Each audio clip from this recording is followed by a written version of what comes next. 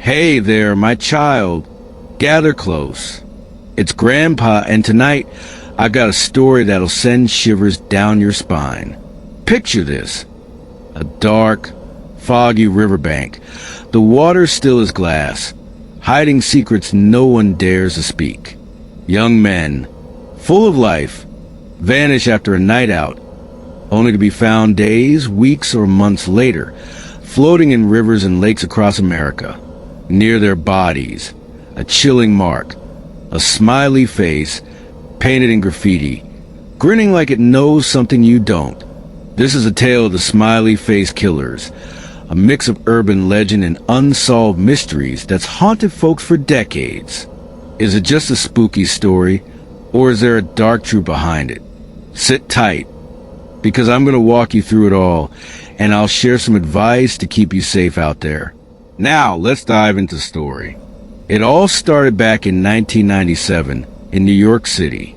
A young man named Patrick McNeil, a 21-year-old college student, was out with friends at a bar. He had a few drinks, laughed, and seemed fine. But then he stepped outside and poof, he was gone. Weeks later, his body was found in the East River miles away. The police called an accident, saying he drowned after drinking too much. But something didn't sit right with a detective named Kevin Gannon. He promised Patrick's family he'd find the truth, and that promise sparked a hunt that's still going on today. See, Patrick wasn't the only one. From the late 1990s to the 2010s, dozens of young men, around 45, some say even hundreds, disappeared in similar ways across the Midwest and Northeast. They were all college-aged, athletic, popular, and white, often last seen after a night of drinking with friends. Their bodies turn up in rivers, lakes, or canals, and the police usually ruled these as accidental drownings. But Kevin Gannon, along with another retired detective, Anthony Duarte, and a professor named Lee Gilbertson, saw a pattern. They believed these weren't accidents. They thought these men were murdered by a killer or a group of killers, leaving a creepy calling card, a smiley face painted near where the bodies were found. Let me tell you about one case that really sticks out. In 2002, a young man named Chris Jenkins, a 21-year-old student in Minneapolis, went missing after night out. For months later, his body was found in the Mississippi River, floating on his back with his arms crossed, almost like he'd been placed there. The police said he drowned, probably drunk, but his family didn't buy it. Years later, in 2020, new evidence came up. A convicted felon claimed Chris was thrown off a bridge. The case was reclassified as a homicide, but no one's been arrested. And here's the kicker.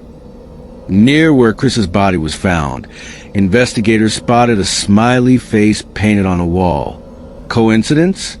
Gannon and his team didn't think so. Another case that'll make your heart race is Dakota James, a 23-year-old from Pittsburgh. In 2017, he vanished after leaving a bar. 40 days later, his body was pulled from the Ohio River, 10 miles away. Now, here's what's strange.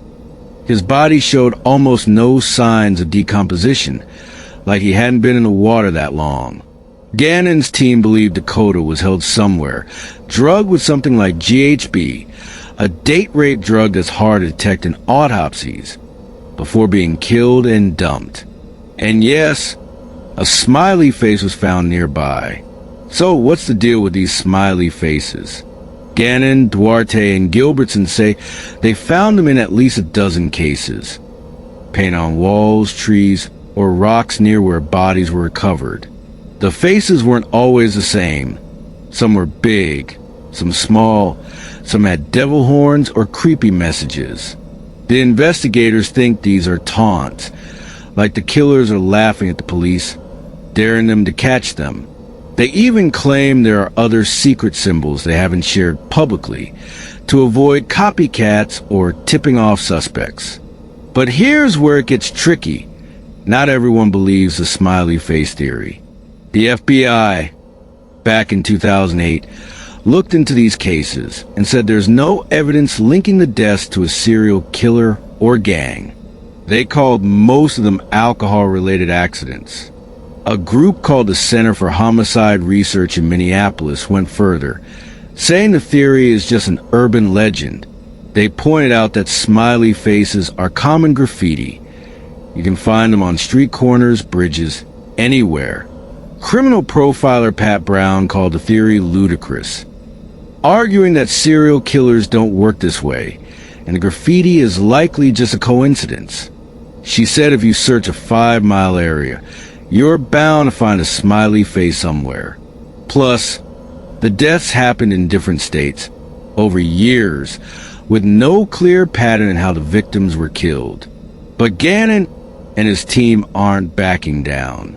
They built a database of over 600 cases they think might be connected. They believe the killers are part of an organized group, maybe a gang with cells in different cities, targeting young men out of jealousy or as some twisted ritual. They say the victims were drugged, abducted, held for days or weeks, then murdered and placed in water to wash away evidence like fingerprints or DNA. In some cases, like Todd Gibbs in 2005, the body was found in a weird position, head and shoulders out of the water like he'd been staged. Gannon says this screams homicide, not an accident. Now, let's talk about why this story grips people. It's not just a mystery. It's the fear of something bigger, something organized, hiding in plain sight. The idea of a secret group hunting young men is terrifying, like a horror movie come to life.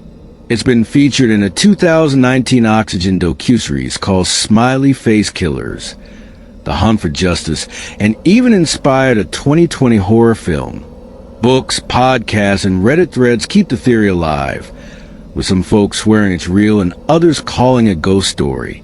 Social media, especially TikTok, has brought it back lately, with users like Ken Wax teaming up with Gannon to share new leads. So what's the truth? Are the smiley face killers real? Or is this just a spooky tale spun from sad accidents? I'll be honest, my child. Nobody knows for sure. The evidence is murky. On one hand, the patterns are eerie. Similar victims, smiley faces, strange body conditions. On the other, the FBI and experts say there's no proof of a killer, and drunk young men drowning isn't rare, especially near rivers and bars. In Chicago alone, 11 bodies were pulled from the Chicago River and Lake Michigan in 2022, most ruled accidents or undetermined. Could some be murders? Maybe, but a nationwide gang? That's a big leap. Here's where Grandpa's advice comes in, because I want you safe out there. First, always stick with your friends when you're out at night, especially if you're drinking.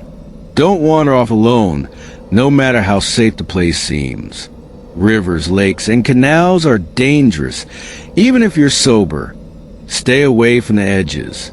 Second, keep an eye on your drink. Drugs like GHB can be slipped in. You won't even taste it. If you feel woozy or strange, get help right away. Third, trust your gut. If a place or person feels off, leave. And finally, if you're ever in trouble, call someone you trust or 911. Don't take risks, my child. You're too precious. This story also teaches us something deeper. Sometimes, when bad things happen, we want answers so badly that we create monsters to explain them. The families of these young men, like Patrick, Chris, and Dakota, are still grieving, and they deserve closure.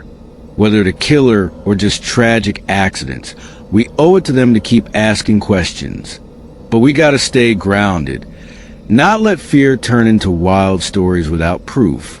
Now, my child, I need you to do something for Grandpa. If this story touched your heart, hit that like button. It means the world to us. And please subscribe to the channel. It's not just about the videos. It's about joining our family, where we share these tales and look out for each other. Your support keeps us going, and it makes me feel like you're right here with me, safe and sound. If you got thoughts on the Smiley Face Killers or want to share your own spooky story, drop a comment below. I read everyone. Before I let you go, let's take a moment. Think about those young men and their families. Send them some love wherever you are. And next time you're near a river at night, maybe look twice at the shadows, just in case. Stay sharp, stay safe, and I'll see you in the next story. Good night, my child.